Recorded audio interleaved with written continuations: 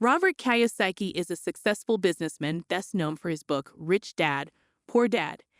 He's also ran several enterprises and made a variety of investments, with varying degrees of success.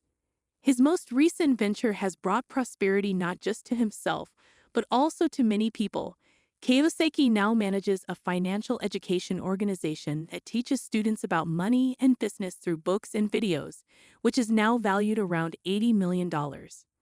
Robert Kiyosaki was not always wealthy and prosperous. In fact, it took him multiple failures before achieving his current level of success, which came later in his life. He has spent his entire career studying money, investing, and operating enterprises. What are his key points for achieving financial success and staying out of the rat race? How can you use them to achieve your objectives?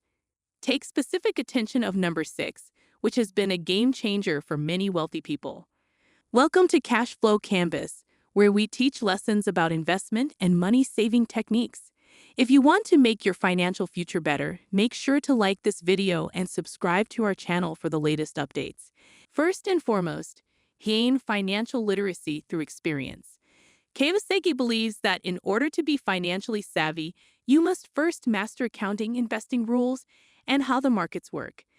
It's critical to understand how money works so you can utilize it to your advantage.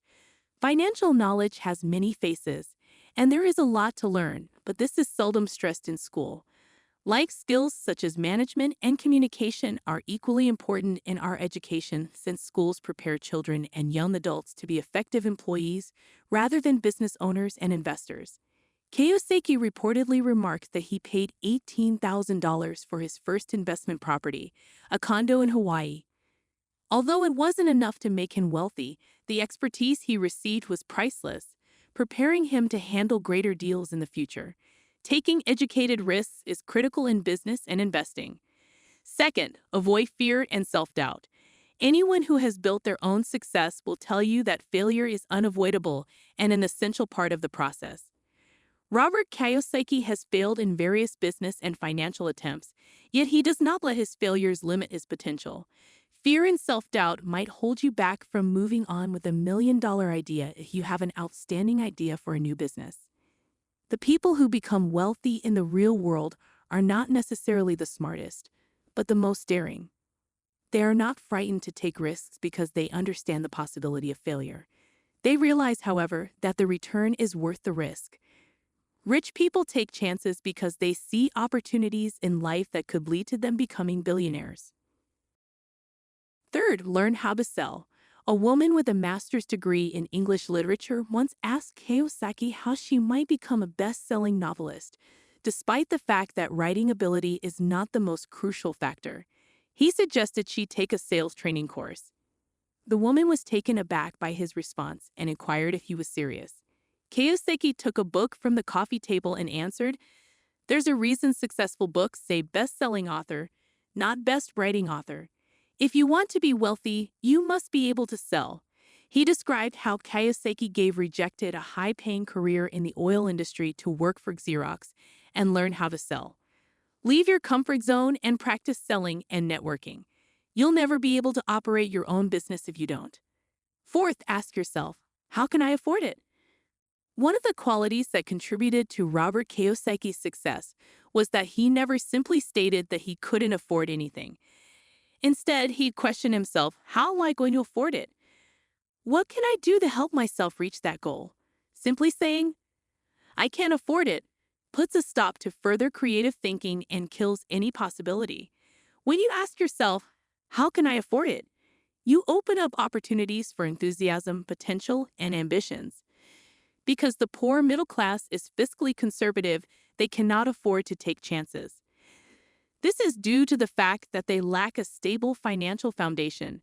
Simply believing that something is out of reach frequently leads to continuing to work for someone else, doing the same thing year after year. The poor middle class believes they can obtain a raise or promotion inside their company. However, this is not the mindset of a wealthy and successful individual. Number 5.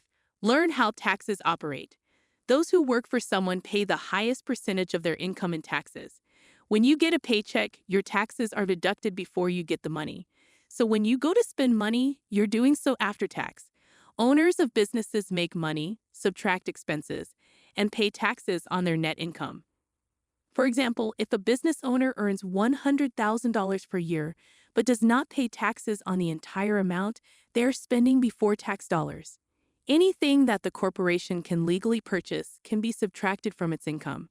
It would be reasonable, with the assistance of a legal team, to decrease that taxable income to $50,000 by deducting company expenditures. Instead of paying taxes on the entire $100,000 in gross income, this results in a taxable income of $50,000. An employee who earns $100,000 per year pays taxes on the entire amount, potentially leaving them with $80,000 in after-tax income. The money left over must then be used to cover their expenses. Withdrawals from a 401k are taxed at ordinary income rates, which are often higher than the long-term capital gains rate of 0 to 20% that would be paid if the funds were held in a regular brokerage account.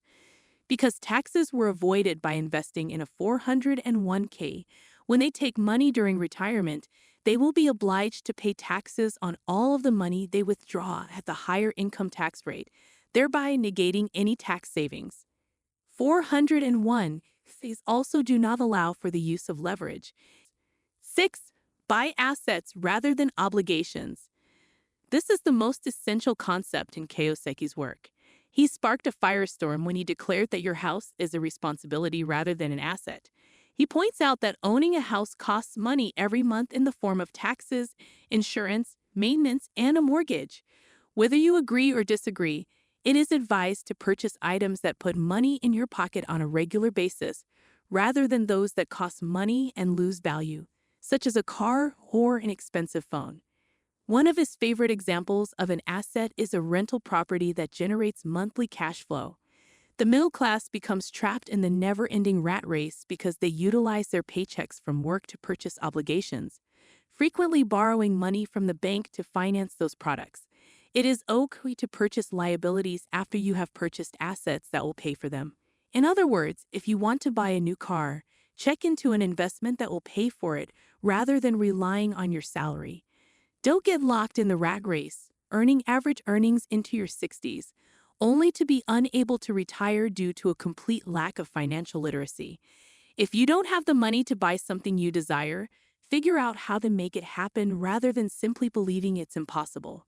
Use the tax code to your advantage to avoid paying more tax than necessary.